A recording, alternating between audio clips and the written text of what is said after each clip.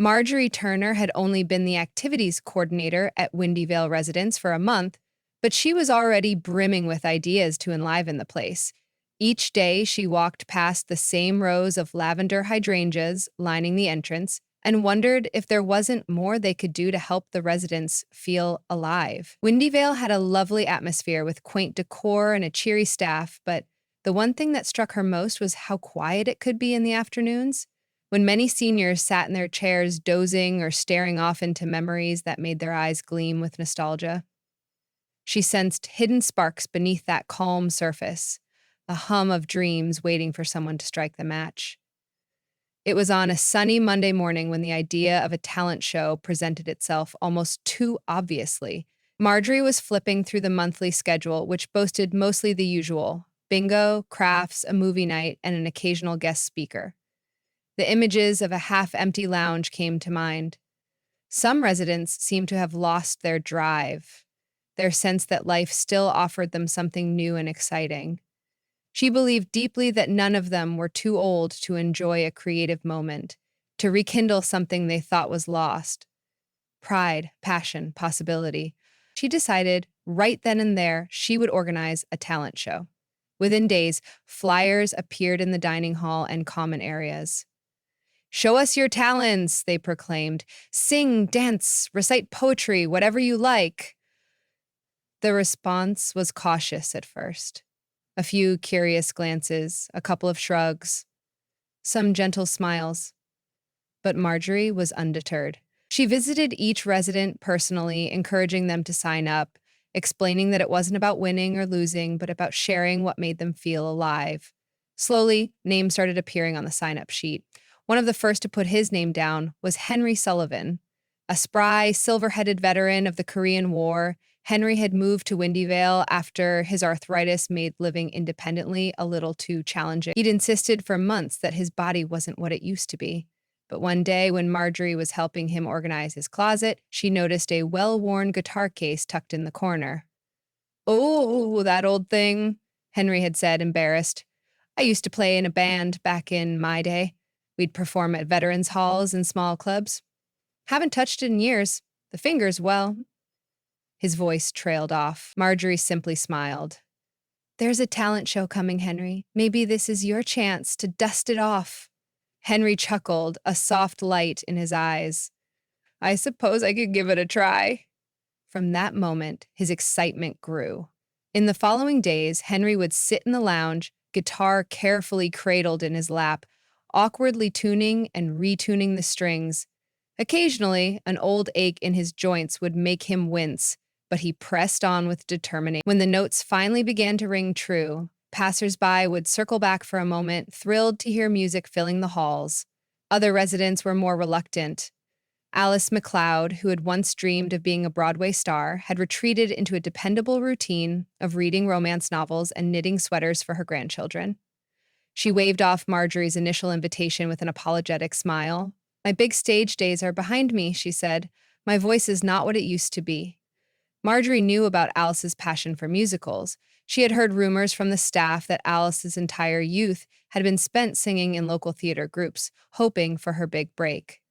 The break never came, and she eventually married, raised a family, and only now and again gave tiny recitals for her cat on lazy Sunday afternoons. But Marjorie wasn't one to give up. She left an extra pamphlet on Alice's bedstand, circled the sign-up instructions, and wrote a small note at the bottom. "Never too late to shine." Alice found herself gazing at that note more than once, turning it over in her mind until she finally picked up a pen. The next morning, her name appeared on the list, neatly written in cursive. When Marjorie saw it, she practically jumped up and down. She raced to Alice's room to thank her. Alice tried to laugh away her nerves, but she couldn't deny the electric excitement she felt in her chest. Even Norman Wright, who seldom spoke in group settings, joined in when he heard about the show. He was a gentle soul, known for his quiet daily walks around the gardens, feeding the birds from his pocket. If he had a hidden talent, few knew what it could be. Marjorie was surprised when he approached her in the hallway one morning, eyes bright. "I'd like to sign up, if that's all right," he said politely. "For the talent show?" "Of course," Marjorie replied, taken aback. "What would you like to do, Norman?" He hesitated a moment. "I'd like to read a poem," he said. "One of my own." Marjorie tried not to look too astonished, but she was thrilled.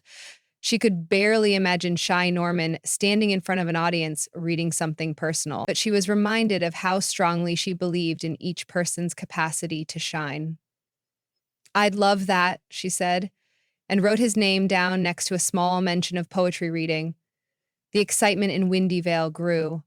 Residents whispered to one another in the dining hall about their acts, recalling bits of youthful ambition they had stashed away for decades. Even the staff started to notice a lift in the atmosphere. Brighter conversations, more laughter, and a stirring sense of anticipation. In the days leading to the show, Marjorie set up a makeshift rehearsal space in the center lounge. She gathered some chairs in a half circle and placed a small microphone stand in front of them. A battered old piano had been dragged in, carefully retuned by the maintenance man, and a handful of residents used the space to practice their routines. Some were anxious about failing or embarrassing themselves, but Marjorie reassured them that even just showing up was an achievement.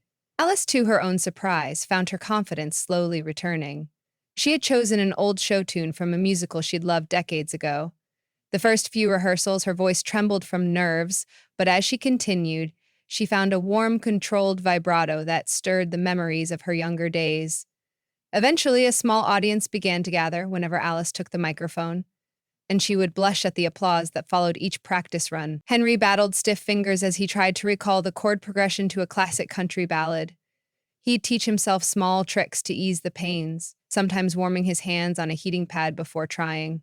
Over and over, he'd strum the first few chords and shake his head, but he never stopped.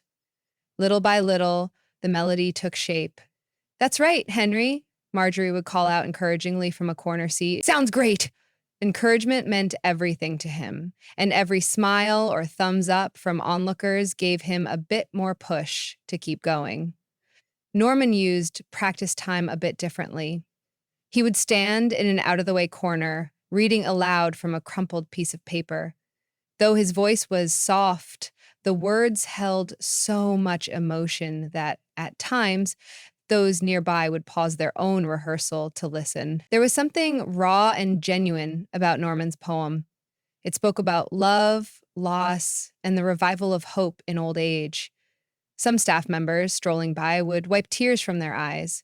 Elsewhere, others emerged with talents rarely seen at Windy Vale. Josephine, who often crocheted quietly, announced she'd be doing a tap dance number, insisting she remembered the routine from her days in a traveling jazz troupe. Staff members scrambled to clear a safe area for her to avoid any hazards. A group of 4 women, who called themselves the Golden Girls Quartet, began practicing an old barbershop standard, while the residents' small knitting club offered a comedic skit, poking fun at the trials of crocheting an endless scarf. The afternoon before the event, Marjorie stood in the rec room, surveying the space where the makeshift stage had been assembled. There were folding chairs for an audience, a small stage up front, and a couple of fairy lights strung overhead for a hint of ambiance. She glanced at her watch. One more day, she thought. One more day before the big show.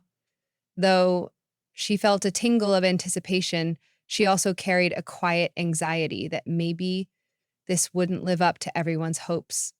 She wanted them to have their moment that said, "You're still here and you're still vital." More than anything, she wanted them to feel proud. That evening, an unexpected visitor arrived at Windy Vale. Alice's granddaughter, Camilla, who was just shy of 20, strolled through the entrance with curiosity shining in her eyes. She had heard from her mother that Alice was actually going to sing in a talent show and couldn't resist making the 2-hour drive to see it for herself. She found her grandmother in her room, seated at the small vanity. "Grandma?" Camilla's voice was quiet as she knocked, unsure if Alice might be resting. Alice turned, eyes wide with surprise and happiness.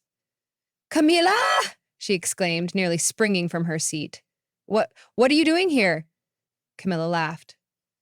"I heard you were planning to be in a talent show, and I just had to see it with my own eyes." Her tone was teasing, but her smile was genuine. Alice felt a flush of warmth in her cheeks. "Yes, well, It's just a small thing, nothing fancy.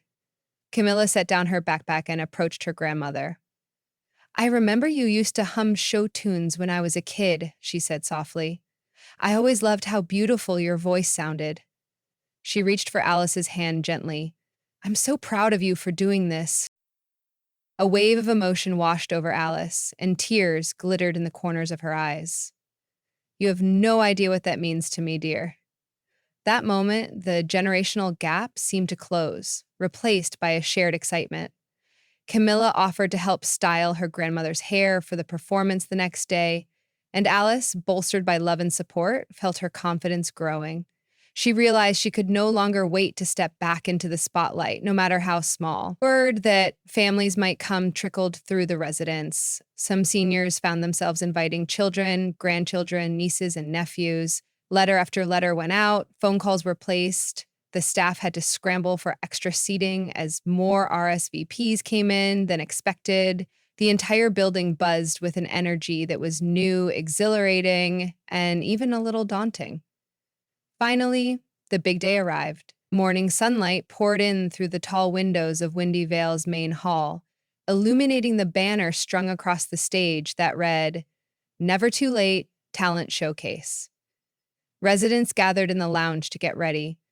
Nurses helped with last-minute adjustments to costumes. Staff members scurried about with water bottles and microphones, and Marjorie tried to reassure the more nervous participants that everything would be fine. Alice looked radiant in a flowing skirt that reminded her of the costume she wore in her community theater days. Henry fiddled with his guitar strings, adjusting the strap to a comfortable position. Josephine tested her tap shoes on the tiled floor, careful to avoid scuffing anything too hard before her big moment. Norman clutched his poem, 3 pages written in neat script, and breathed slowly in the corner. By mid-afternoon, the hall was filled with an audience. Residents, family members, neighbors curious to see what was happening. Children gaped around, searching for grandmas or grandpas among the sea of white and silver-handed heads. Marjorie took center stage, microphone in hand, smiling so widely she thought her face would never regain composure. Good afternoon, everyone, and welcome to Never Too Late. Her voice echoed gently over the loudspeakers. We have some amazing talents to share with you today, and I couldn't be prouder to introduce these wonderful people who have put their hearts into preparing for this moment. Please sit back, relax, and prepare to be inspired. Applause erupted, some whistles carrying through the room. With a nod to the side, Marjorie introduced the first act, the Golden Girls Quartet. 4 ladies in pastel dresses stepped forward, clearing their throats nervously. When they opened their mouths to harmonize on a bright, lilting barbershop tune, the audience sat transfixed. Their voices, though a little shaky at times, created a beautiful chord that lifted spirits across the room. At the end, the crowd cheered, and the ladies beamed as they retreated to their seats. Next came Josephine, who tapped her way onto the stage to the delight of the crowd. Her movements brought back memories of old-time jazz clubs and variety shows as her feet clicked in surprisingly precise rhythms across the stage. Despite a small stumble halfway through, she flashed a grin and finished strong, leaving everyone clapping, some even on their feet.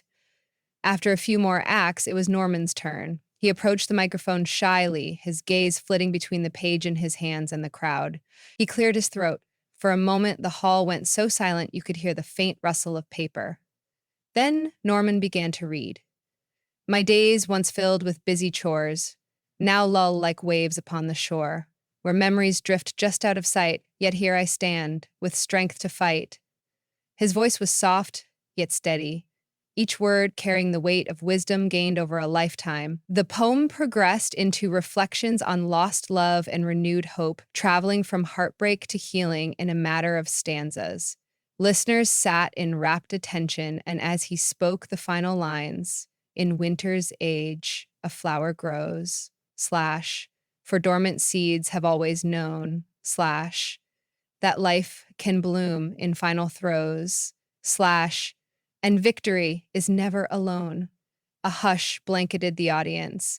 When Norman finished, a tidal wave of applause surged through the crowd. Some were wiping away tears, others whistling or calling his name in encouragement. Norman bowed his head once, carefully stepping off the stage. Marjorie caught his arm and whispered, "That was extraordinary." He nodded, emotions filling his eyes. Henry was next, guitar strapped across his broad shoulders. He walked to the microphone, gave it a tiny tap to test it, and let out a quick chuckle when it squeaked slightly. Then he took a deep breath. The first chord rang out, a bit off, but close enough to carry the melody. He began singing an old country tune about longing and hope, his voice weathered but rich with experience. Each lyric told of nights under starry skies, longing for a new day, and cherishing the memory of lost friends. Members of the audience nodded, recognizing the sentiment. By the end, his strumming grew more confident and his voice soared. The crowd rewarded him with a standing ovation, the thunder of hands echoing off the walls. Backstage, Alice's heart thumped in her chest. She closed her eyes, mentally replaying the lyrics of the show tune she had chosen. She remembered the day she first heard it, over 40 years ago, imagining herself in the spotlight. Now she straightened her shoulders and stepped onto the stage. The piano began quietly, notes drifting through the hush. She took one final breath, then started to sing. Her voice, though time-worn, emerged with an almost ethereal warmth. The melody fluttered across the audience, and Alice's eyes sparkled with the passion she had once felt so many years ago. The words told a story of hope, dreams, and second chances. She let her voice swell, her arms rising slightly as she became immersed in the music. For a fleeting moment, all her worries and regrets dissolved, and she was the star she had always dreamed of becoming. She hit the last note with delicate vibrato, and for several heartbeats after, the crowd seemed stunned into silence. Then, thunderous applause erupted, and Alice felt tears slip down her cheeks. Looking out, she spotted Camilla with her hands clasped over her mouth, face glowing with pride. That moment was everything Alice had been missing, and she drank it in, allowing it to fill the corners of her heart. Marjorie returned to the microphone to close the show, but the energy in the hall had soared. People hugged each other, dabbed tears, and spoke excitedly about the remarkable talents they had just witnessed. As the crowd began to mingle, families rushed to greet performers. Camilla flung her arms around Alice, tears staining her cheeks.